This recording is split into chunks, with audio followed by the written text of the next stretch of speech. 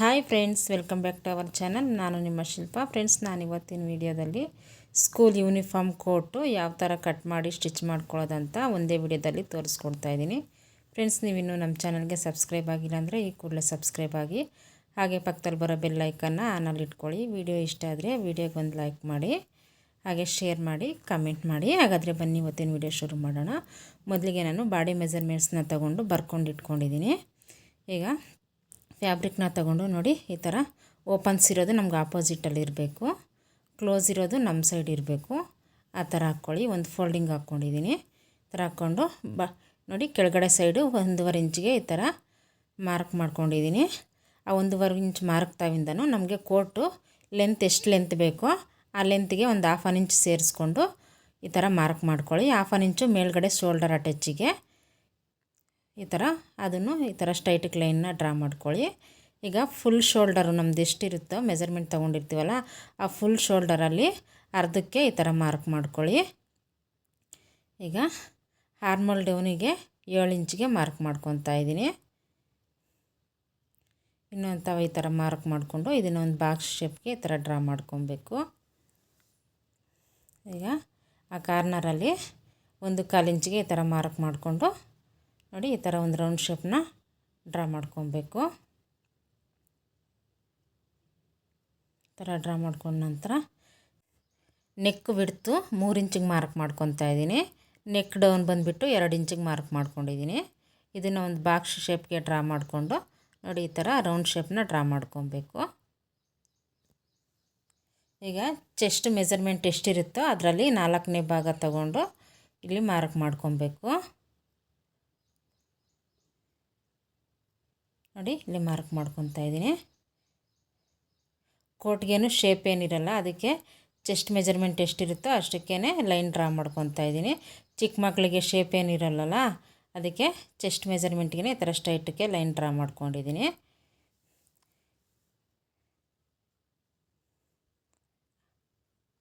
ಈಗ ನಾವು ಯಾವ ಥರ ಮಾರ್ಕ್ ಮಾಡ್ಕೊಂಡಿರ್ತೀವೋ ಅದೇ ಥರನೇ ಕಟ್ ಮಾಡ್ಕೊಬೇಕು. ನೋಡಿ, ಆರ್ಮಲ್ ಸೈಡು ಒಂದು 1/2 ಇಂಚಿಗೆ ಈ ಥರ ಮಾರ್ಕ್ ಮಾಡಿಕೊಂಡು ನೋಡಿ, ನೆಕ್ ಲೈನಿಗೆ ಈ ಥರ ಕ್ರಾಸಾಗಿ ಒಂದು ಲೈನ್ನ ಡ್ರಾ ಮಾಡ್ಕೊಳ್ಳಿ. ಈಗ ನಾವು ಯಾವ ಥರ ಮಾರ್ಕ್ ಮಾಡಿರ್ತೀವೋ ಅದೇ ಥರನೇ ಕಟ್ ಮಾಡ್ಕೊಬೇಕು.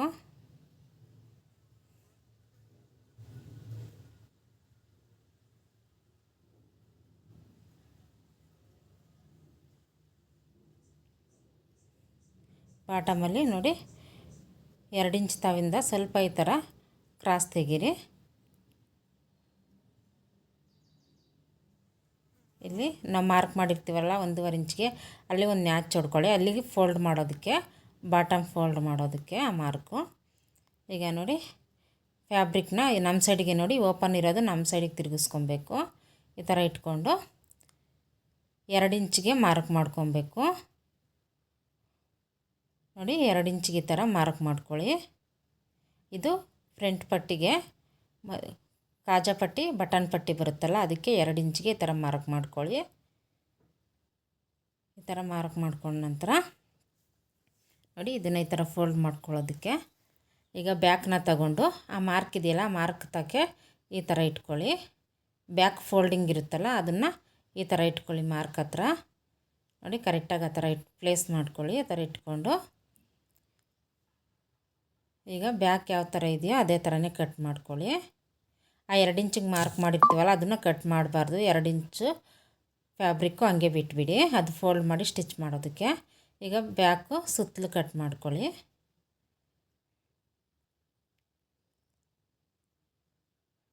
ನೆಕ್ ಹತ್ರ ಈ ಥರ ಮಾರ್ಕ್ ಮಾಡ್ಕೊಳ್ಳಿ. ಹಾಗೆ ಪಟ್ಟಿಗೆ ಕೆಳಗಡೆ ಬಾಟಮ್ ಪಟ್ಟಿಗೆ ಮಾರ್ಕ್ ಮಾಡಿದ್ವಲ್ಲ, ಅದನ್ನು ಈ ಥರ ಮಾರ್ಕ್ ಮಾಡ್ಕೊಳ್ಳಿ.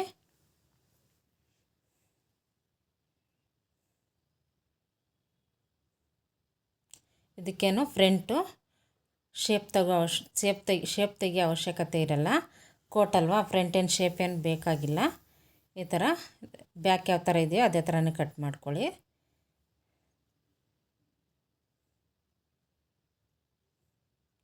ಈಗ ಫ್ರಂಟ್ ಡೀಪು 7 ಇಂಚಿಗೆ ಮಾರ್ಕ್ ಮಾಡ್ತಾಯಿದ್ದೀನಿ. 6.5, 7, 7.5ವರೆಗೂ ನಾವು ಮಾರ್ಕ್ ಮಾಡ್ಕೊಬೋದು. ಈಗ ಇದನ್ನು ಈ ಥರ ಕ್ರಾಸಕ್ಕೆ ಒಂದು ಲೈನ್ ಡ್ರಾ ಮಾಡ್ತಾಯಿದ್ದೀನಿ. ಈಗ ನೋಡಿ, ವಿ ಶೇಪ್ಗೆ ಥರ ಸ್ವಲ್ಪ ರೌಂಡ್ ಶೇಪ್ ಕೊಡ್ತಾಯಿದ್ದೀನಿ ನೋಡಿ. ಈ ಥರ ಸ್ವಲ್ಪ ಶೇಪ್ನ ಕೊಡ್ತಾಯಿದ್ದೀನಿ. ಈ ಥರ ವಿ ಶೇಪ್ನ ಡ್ರಾ ಮಾಡ್ಕೊತಾ ಇದ್ದೀನಿ. ಈಗ ನೆಕ್ನೂ ಕಟ್ ಮಾಡ್ತಾಯಿದ್ದೀನಿ. ಈ ಥರ ಕಟ್ ಮಾಡಿ 2 ಇಂಚಿಗೆ ಮಾರ್ಕ್ ಮಾಡಿರ್ತೀವಲ್ಲ ಅಲ್ಲಿ ಈ ಥರ ನ್ಯಾಚ್ ಹೊಡ್ಕೊಳ್ಳಿ ನೋಡಿ. ಈಗ ಫ್ರಂಟು ಬ್ಯಾಕ್ ಎರಡನ್ನೂ ಕಟ್ಟಾಯಿತು.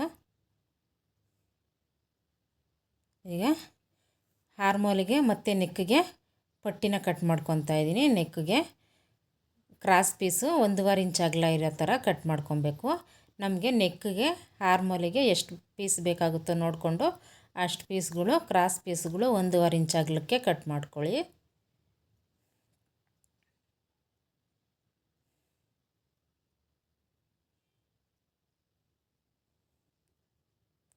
ನೋಡಿ ನಾನಿಲ್ಲಿ ಒಂದು 7-8 ಪೀಸು ಕಟ್ ಮಾಡ್ಕೊತಾ ಇದ್ದೀನಿ. ಈ ಪೀಸುಗಳನ್ನೆಲ್ಲ ಜಾಯಿಂಟ್ ಮಾಡಿಕೊಂಡು ಸ್ಟಿಚ್ ಮಾಡ್ಕೊಬೇಕು ನೋಡಿ. ಈ ಥರ ನಮ್ಗೆ ಎಷ್ಟು ಪೀಸ್ಗಳು ಬೇಕಾಗ್ತಾವ ಅಷ್ಟು ಪೀಸುಗಳನ್ನ ಕಟ್ ಮಾಡ್ಕೊಬೇಕು.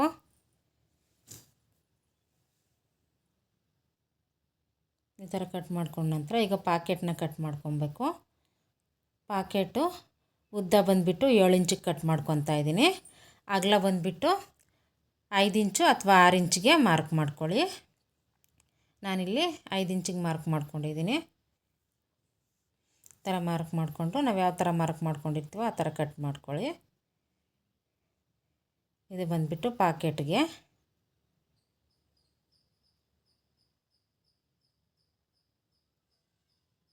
ಈಗ ಕಟ್ಟಿಂಗ್ ಎಲ್ಲ ಆಯಿತು. ಸ್ಟಿಚಿಂಗ್ ಯಾವ ಥರ ಮಾಡ್ಕೊಳ್ಳೋದಂತ ನೋಡೋಣ.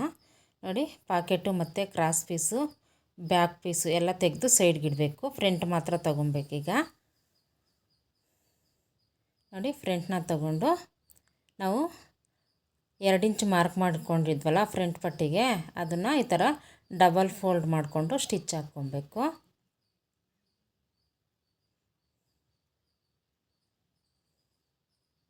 ಈ ಥರ ಡಬಲ್ ಫೋಲ್ಡ್ ಮಾಡಿಕೊಂಡು ಸ್ಟ್ರೈಟಕ್ಕೆ ಸ್ಟಿಚ್ ಹಾಕ್ಕೊಳ್ಳಿ.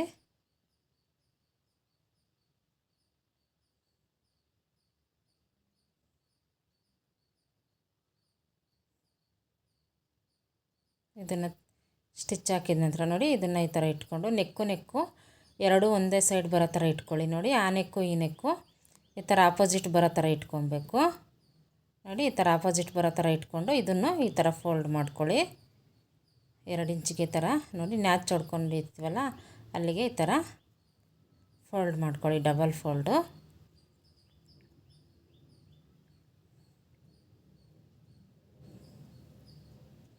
ಈ ಥರ ಡಬಲ್ ಫೋಲ್ಡ್ ಮಾಡಿಕೊಂಡು ಸ್ಟ್ರೈಟಕ್ಕೆ ಸ್ಟಿಚ್ ಹಾಕ್ಕೊಳ್ಳಿ.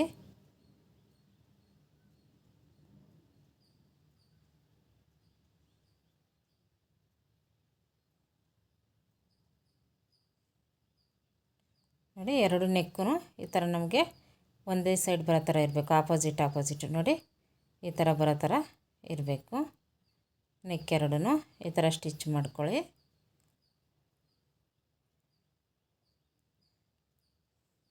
ಈಗ ಬಾಟಮ್ಮು 1.5 ಇಂಚಿಗೆ ಮಾರ್ಕ್ ಮಾಡ್ಕೊಂಡಿದ್ವಲ್ಲ ನೋಡಿ ಈ ಥರ ಮಾರ್ಕ್ ಮಾಡಿಕೊಂಡು ಇದನ್ನು ಡಬಲ್ ಫೋಲ್ಡ್ ಮಾಡಿಕೊಂಡು ಸ್ಟಿಚ್ ಹಾಕ್ಕೊಬೇಕು.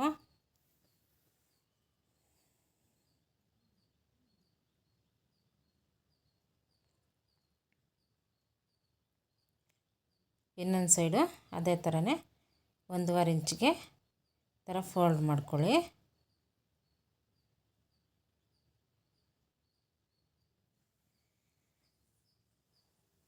ಈ ಥರ ಫೋಲ್ಡ್ ಮಾಡಿಕೊಂಡು ಎರಡನ್ನೂ ಸ್ಟಿಚ್ ಹಾಕ್ಕೊಳ್ಳಿ.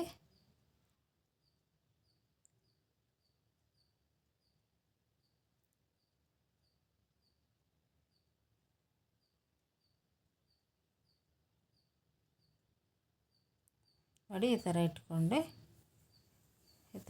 ನಂತರ ಪಾಕೆಟು ನೋಡಿ ರೈಟ್ ಸೈಡ್ ಬರಬೇಕು. ಪಾಕೆಟು ಈ ಥರ ಮಾರ್ಕ್ ಮಾಡ್ಕೊಳ್ಳಿ ಯಾವ ಸೈಡ್ ನಾವು ಪಾಕೆಟ್ ಅಟ್ಯಾಚ್ ಮಾಡಬೇಕು ಅಂತ.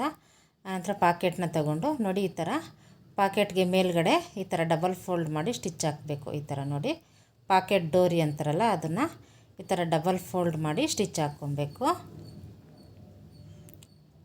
ಈ ಥರ ಸ್ಟಿಚ್ ಹಾಕ್ಕೊಂಡ ನಂತರ ನೋಡಿ ಈ ಥರ ಸೆಂಟ್ರಿಗೆ ಫೋಲ್ಡ್ ಮಾಡಿಬಿಟ್ಟು ಪಾಕೆಟ್ನ ಈ ಥರ ಕ್ರಾಸಾಗಿ ಈ ಥರ ಕಟ್ ಮಾಡಿ, ಆವಾಗ ವಿ ಶೇಪ್ ಬರುತ್ತೆ. ಈ ಥರ ಕಟ್ ಮಾಡ್ಕೊಂಡ ನಂತರ ನೋಡಿ ಪಾಕೆಟ್ನ ಒಂದು ಫೋಲ್ಡ್ ಮಾಡಬೇಕು, ಬರೀ ಸಿಂಗಲ್ ಫೋಲ್ಡ್ ಮಾಡಿ ಸ್ಟಿಚ್ ಹಾಕ್ಕೊಳ್ಳಿ. ಶೇಪ್ ಯಾವ ಥರ ಇರುತ್ತೋ ಅದೇ ಥರನೇ ಒಂದು ಟೆನ್ಷನ್ ಮಾರ್ಜಿನ್ಗೆ ಫೋಲ್ಡ್ ಮಾಡಿ. ಡಬಲ್ ಫೋಲ್ಡ್ ಮಾಡಬಾರ್ದು, ಸಿಂಗಲ್ ಫೋಲ್ಡ್ ಮಾತ್ರ ಮಾಡಿಕೊಂಡು ಸ್ಟಿಚ್ ಹಾಕ್ಕೊಳ್ಳಿ.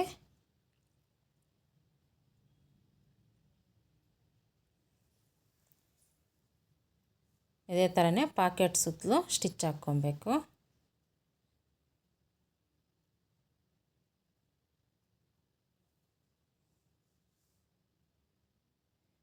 ನೋಡಿ ಈ ಥರ ರೆಡಿ ಮಾಡ್ಕೊಂಡ ನಂತರ ಪಾಕೆಟ್ನ ನೋಡಿ ಈ ಥರ ಇಟ್ಕೊಂಡು ಅಟ್ಯಾಚ್ ಮಾಡ್ಕೊಳ್ಳಿ.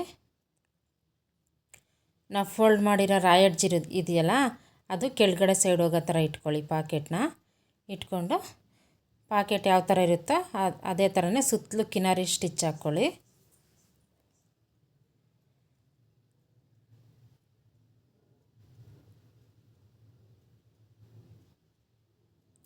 ಈ ಥರ ಕಿನಾರಿ ಸ್ಟಿಚ್ ಹಾಕ್ಕೊಳ್ಳಿ.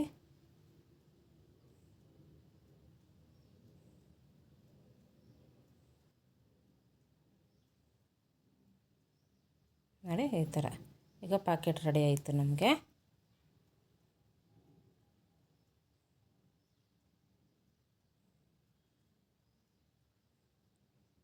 ಈಗ ಬ್ಯಾಕ್ನ ತಗೊಂಡು ಬಾಟಮು ಫೋಲ್ಡ್ ಮಾಡಿ ಸ್ಟಿಚ್ ಹಾಕ್ಕೊಬೇಕು. ನೋಡಿ ನ್ಯಾಚ್ ಹೊಡೆದಿರ್ತೀವಲ್ಲ ನಾವು, ಅಲ್ಲಿಗೆ ಡಬಲ್ ಫೋಲ್ಡ್ ಮಾಡ್ಕೊಳ್ಳಿ. ಡಬಲ್ ಫೋಲ್ಡ್ ಮಾಡಿಕೊಂಡು ಸ್ಟ್ರೈಟಕ್ಕೆ ಸ್ಟಿಚ್ ಹಾಕ್ಕೊಬೇಕು.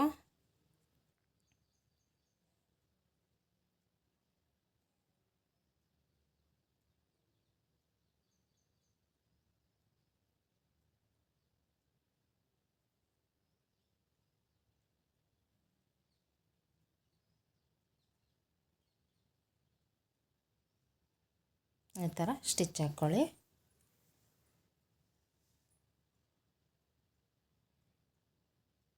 ಈಗ ಬ್ಯಾಕಿಗೆ ಇನ್ಸೈಡ್ ಸೈಡು ಡಾಟ್ ಹಾಕ್ಕೊಬೇಕು, ಒಳಗಡೆ ಸೈಡ್ ಹಾಕ್ಕೊಬೇಕು ಡಾಟು. ನೋಡಿ ಬಾಟಮ್ ತಾವಿಂದ ನೋಡಿ ಈ ಥರ 2 ಇಂಚಿಗೆ ಮಾರ್ಕ್ ಮಾಡ್ಕೊಳ್ಳಿ.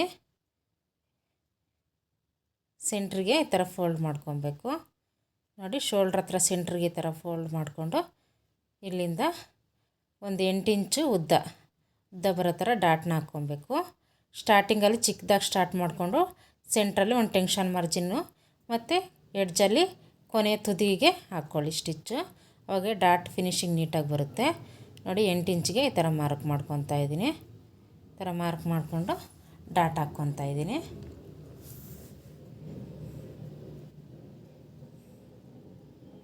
ಇಲ್ಲಿಂದ 8 ಇಂಚ್ವರೆಗೂ ಡಾಟ್ ಹಾಕ್ಕೊಬೇಕು.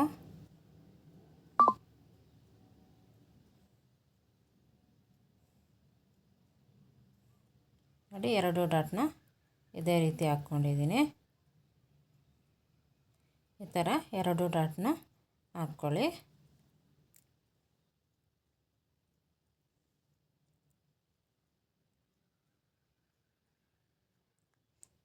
ಎರಡು ಡಾಟ್ನ ಹಾಕ್ಕೊಂಡ ನಂತರ ಈಗ ಫ್ರಂಟು ಬ್ಯಾಕ್ ಅಟ್ಯಾಚ್ ಮಾಡ್ಕೊಬೇಕು. ನೋಡಿ ಫ್ರಂಟ್ಗೆ ಪಟ್ಟಿ ಇದೆಯಲ್ಲ, ಅದು ಎರಡೂ ನೋಡಿ ಈ ಥರ ಮಿಡ್ಲಿಗೆ ಬರೋ ಥರ ಇಟ್ಕೊಳ್ಳಿ. ಇಟ್ಕೊಂಡು ಒಂದು ಟೆನ್ಷನ್ ಮಾರ್ಜಿನ್ಗೆ ಸ್ಟಿಚ್ ಹಾಕ್ಕೊಳ್ಳಿ. ಸೀದಾ ಇರೋದು ಎರಡೂ ಒಳಗಡೆ ಸೈಡ್ ಇರಬೇಕು. ಫ್ರಂಟು ಬ್ಯಾಕ್ ಎರಡೂ ಒಳಗಡೆ ಸೈಡ್ ಇರೋ ಥರ ಇಟ್ಕೊಂಡು ಈ ಥರ ಒಂದು ಟೆನ್ಷನ್ ಮಾರ್ಜಿನ್ಗೆ ಸ್ಟಿಚ್ ಹಾಕ್ಕೊಳ್ಳಿ. ಫ್ರಂಟು ಬ್ಯಾಕು ಅದ್ರ ಮೇಲೆ ಡಬಲ್ ಸ್ಟಿಚ್ ಹಾಕ್ಕೊಳ್ಳಿ.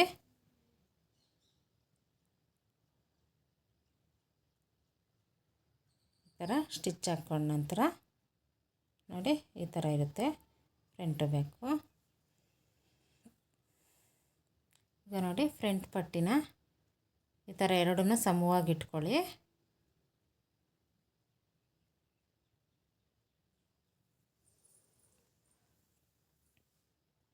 ಈ ಥರ ಸಮವಾಗಿ ಇಟ್ಕೊಂಡು ನೋಡಿ ಬಾಟಮಲ್ಲಿ ಸಮವಾಗಿ ಇಟ್ಕೊಂಡು ನೆಕ್ ಸೈಡು ನೋಡಿ ಈ ಥರ ಏನಾದರೂ ಎಕ್ಸ್ಟ್ರಾ ಇರೋದನ್ನ ನೀಟಾಗಿ ಟ್ರಿಮ್ ಮಾಡ್ಕೊಂಬಿಡಿ. ಆವಾಗ ಎರಡು ಸಮವಾಗಿ ಬರುತ್ತೆ. ಎಕ್ಸ್ಟ್ರಾ ಇರೋದನ್ನು ನೀಟಾಗಿ ಈ ಥರ ಟ್ರಿಮ್ ಮಾಡಿ. ಈ ಥರ ಟ್ರಿಮ್ ಮಾಡ್ಕೊಂಡಿದ್ದೀನಿ.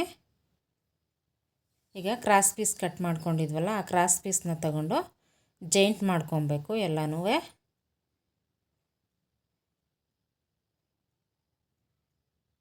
ನೋಡಿ ಈ ಥರ ಕ್ರಾಸಿಗೆ ಈ ಥರ ಇಟ್ಕೊಂಡು ಸ್ಟಿಚ್ ಹಾಕ್ಕೊಳ್ಳಿ.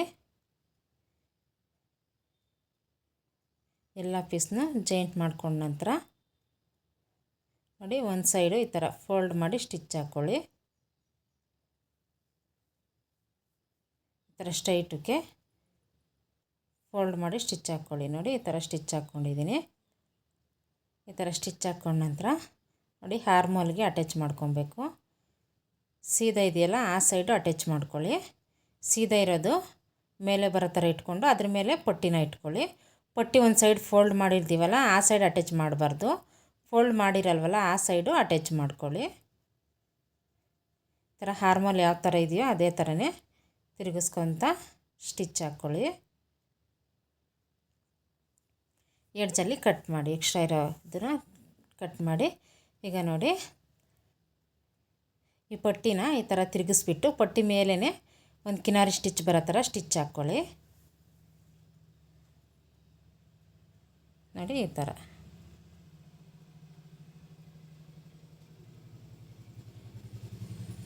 ಸ್ಟಿಚ್ ಹಾಕ್ಕೊಂಡ ನಂತರ ನೋಡಿ ಇದನ್ನು ಈ ಥರ ಸೈಡ್ಗೆ ಫೋಲ್ಡ್ ಮಾಡ್ಕೊಬೇಕು. ಪಟ್ಟಿನ ಸೈಡಿಗೆ ಫೋಲ್ಡ್ ಮಾಡಿಕೊಂಡು ಕಿನಾರಿ ಸ್ಟಿಚ್ ಹಾಕ್ಕೊಳ್ಳಿ.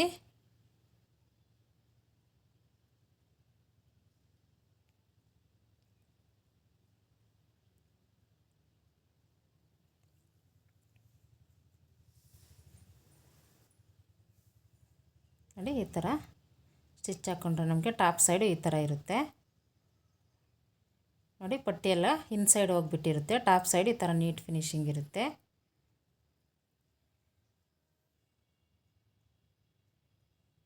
ಈ ಥರ ಇನ್ನೊಂದು ಸೈಡು ಅದೇ ಥರನೇ ಪಟ್ಟಿ ಅಟ್ಯಾಚ್ ಮಾಡ್ಕೊಳ್ಳಿ. ಪಟ್ಟಿ ಅಟ್ಯಾಚ್ ಮಾಡಿಕೊಂಡು ಅದನ್ನು ಸಹ ಒಳಗಡೆ ಫೋಲ್ಡ್ ಮಾಡಿ ಸ್ಟಿಚ್ ಹಾಕ್ಕೊಬೇಕು. ನೋಡಿ ಎರಡು ಹಾರ್ಮೋಲು ಇದೇ ಥರನೇ ರೆಡಿ ಮಾಡ್ಕೊಂಡಿದ್ದೀನಿ.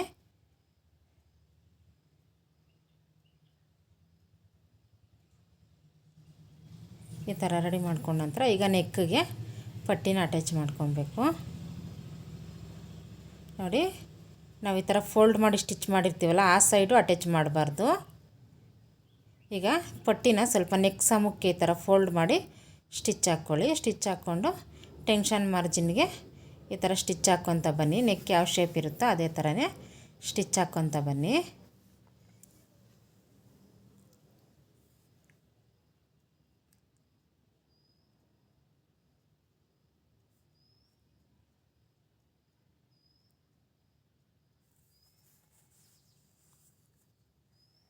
ಎಡ್ಜಲ್ಲಿ ಎಕ್ಸ್ಟ್ರಾ ಇರೋದು ಕಟ್ ಮಾಡಿಬಿಟ್ಟು ನೆಕ್ ಸಮಕ್ಕೆ ಸ್ವಲ್ಪ ಫೋಲ್ಡ್ ಮಾಡಿ, ಒಳಗಡೆ ಈ ಥರ ಫೋಲ್ಡ್ ಮಾಡಿ ರಫ್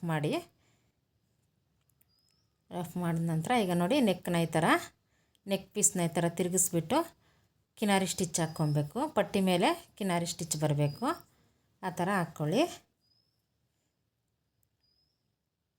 ಬಾಡಿ ಮೇಲೆ ಬರಬಾರ್ದು, ಪಟ್ಟಿ ಮೇಲೆ ಬರೋ ಥರ ಕಿನಾರಿ ಸ್ಟಿಚ್ ಹಾಕ್ಕೊಳ್ಳಿ. ಈ ಥರ ಸ್ಟಿಚ್ ಹಾಕ್ಕೊಂಡ ನಂತರ ನೋಡಿ ಇದನ್ನು ಇನ್ಸೈಡ್ಗೆ ಫೋಲ್ಡ್ ಮಾಡ್ಕೊಬೇಕು. ಈ ಥರ ಫೋಲ್ಡ್ ಮಾಡಿ ಸ್ಟಿಚ್ ಹಾಕ್ಕೊಳ್ಳಿ.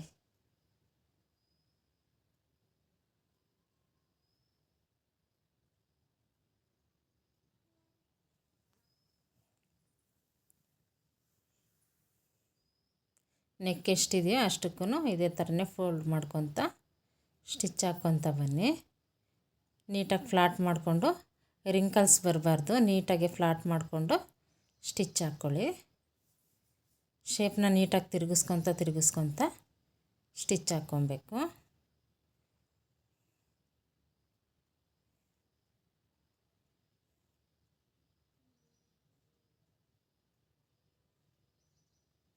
ಎಡ್ಜಲ್ಲಿ ರಫ್ ಮಾಡಿ ತೆಗೆದುಬಿಡಿ. ನೋಡಿ ನೆಕ್ಕು ಕೂಡ ರೆಡಿ ಆಯಿತು. ಈಗ ನೋಡಿ ಈ ಥರ ಬರುತ್ತೆ.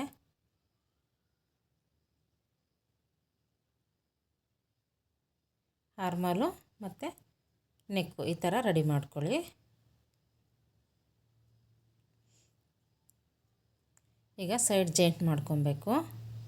ನಾವು ಎಕ್ಸ್ಟ್ರಾ ಮಾರ್ಜಿನ್ನು ಎಷ್ಟು ಬಿಟ್ಟಿರ್ತೀವೋ ಸೈಡಲ್ಲಿ ಅಷ್ಟಕ್ಕೆ ಮಾರ್ಕ್ ಮಾಡ್ಕೊಬೇಕು. ನಾನಿಲ್ಲಿ 2 ಇಂಚ್ ಬಿಟ್ಟಿದ್ನಲ್ಲ ನೋಡಿ, 2 ಇಂಚ್ಗೆ ಈ ಥರ ಮಾರ್ಕ್ ಮಾಡ್ಕೊತಾ ಇದ್ದೀನಿ. ನಾವು 2 ಇಂಚ್ ಬಿಟ್ಟಿದ್ರೆ 2 ಇಂಚಿಗೆ ಮಾರ್ಕ್ ಮಾಡ್ಕೊಬೇಕು. 1.5 ಇಂಚ್ ಬಿಟ್ಟಿದ್ರೆ 1.5 ಇಂಚಿಗೆ ಮಾರ್ಕ್ ಮಾಡ್ಕೊಳ್ಳಿ. ಈಗ ನಾನು 2 ಇಂಚ್ ಬಿಟ್ಟಿದ್ದೆ, 2 ಇಂಚಿಗೆ ಮಾರ್ಕ್ ಮಾಡಿಕೊಂಡು ಈ ಥರ ಸ್ಟ್ರೈಟಿಗೆ ಒಂದು ಸ್ಟಿಚ್ ಹಾಕ್ಕೊತಾ ಇದ್ದೀನಿ.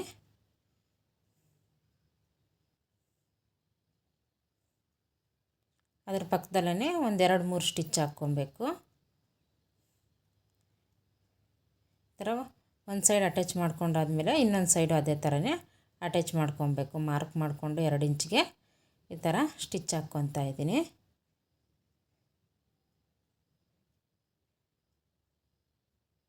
ಎರಡು ಸೈಡು ಇದೇ ಥರನೇ ಅಟ್ಯಾಚ್ ಮಾಡಿಕೊಂಡ್ರೆ ನಮಗೆ ಕೋಟು ರೆಡಿಯಾಗುತ್ತೆ. ಎಕ್ಸ್ಟ್ರಾ ಸ್ಟಿಚ್ಗಳು ಹಾಕ್ಕೊಳ್ಳಿ, 1-2-3. ಈಗ ನೋಡಿ ಕೋಟ್ ರೆಡಿಯಾಗಿದೆ. ಸೀದಾ ಮಾಡಿ ತೋರಿಸ್ತಾ ಇದ್ದೀನಿ. ಇದಕ್ಕೆ ಬಟನ್ನು ಮತ್ತು ಕಾಜಾ ಹಾಕ್ಕೊಂಡ್ರೆ ನಮಗೆ ಕೋಟ್ ರೆಡಿಯಾಗುತ್ತೆ. ಒಂದು ಸಲ ನೀಟಾಗಿ ಐರನ್ ಮಾಡಿಕೊಂಡ್ರೆ ನೀಟ್ ಫಿನಿಶಿಂಗ್ ಇರುತ್ತೆ. ನೋಡಿದ್ರಲ್ಲ ಫ್ರೆಂಡ್ಸ್, ಇವತ್ತಿನ ವಿಡಿಯೋ ಇಷ್ಟೇ. ನಿಮಗೆಲ್ಲ ಇಷ್ಟ ಆಯಿತು ಅಂತ ಅಂದ್ಕೊಂಡಿದ್ದೀನಿ. ವಿಡಿಯೋ ಇಷ್ಟ ಆದರೆ ಒಂದು ಲೈಕ್ ಮಾಡಿ, ಶೇರ್ ಮಾಡಿ, ಕಮೆಂಟ್ ಮಾಡಿ. ಹಾಗೆ ನೀವಿನ್ನೂ ನಮ್ಮ ಚಾನಲ್ಗೆ ಸಬ್ಸ್ಕ್ರೈಬ್ ಆಗಿಲ್ಲ ಅಂದರೆ ಈ ಕೂಡಲೇ ಸಬ್ಸ್ಕ್ರೈಬ್ ಆಗಿ, ಹಾಗೆ ಪಕ್ಕದಲ್ಲಿ ಬರೋ ಬೆಲ್ಲೈಕನ್ನ ಆನಲ್ಲಿ ಇಟ್ಕೊಂಡು ಮತ್ತೊಂದು ವಿಡಿಯೋದಲ್ಲಿ ಸಿಗ್ತೀನಿ. ಅಲ್ಲಿವರೆಗೂ ಬಾಯ್ ಫ್ರೆಂಡ್ಸ್.